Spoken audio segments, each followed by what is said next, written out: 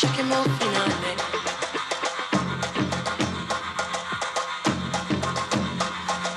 Look at my king all dressed in red. Aiko, aiko, aine. Put your $5, he'll kill you dead. Cerchiamo finale. Talk about henna, henna. Aiko, aiko, aine. Cerchiamo finale. Cerchiamo finale.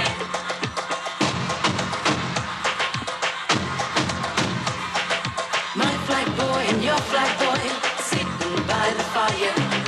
My flag boy sitting your flag boy. I'm gonna set your flag on fire. Talking about henna, henna, aiko, aiko, ane. Cerchiamo fino anane. Cerchiamo finale. Un nouveau type d'automobile familiale, voilà bien comment qualifier la voiture de l'année 89.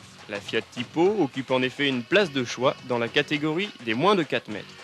Originale, elle l'est d'abord par sa ligne. La Tipo s'apparente à un cône avec un avant plongeant et un arrière tronqué.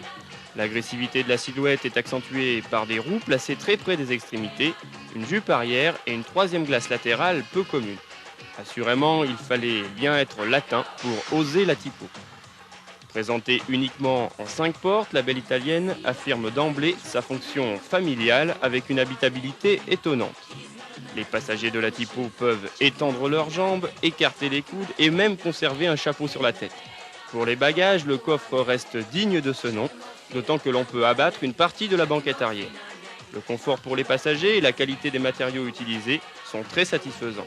La position de conduite, l'ergonomie des commandes et la visibilité ne posent aucun problème. Reste le tableau de bord. Si les modèles de base sont équipés de classiques cadrans ronds, les versions Digit bénéficient d'une instrumentation dépourvue de toute aiguille. Chose rare dans ce cas, c'est à la fois pratique et fonctionnel.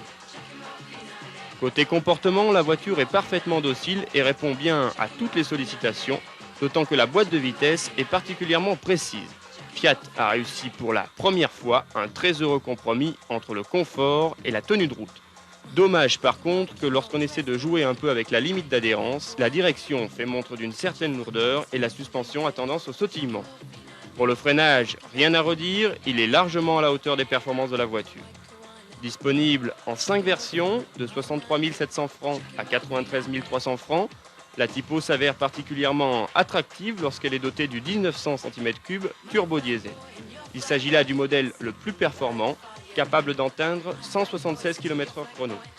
Voiture facile et confortable, apte à être conduite par à peu près tous les types d'usagers, la Tipo peut rouler sereinement vers l'an 2000.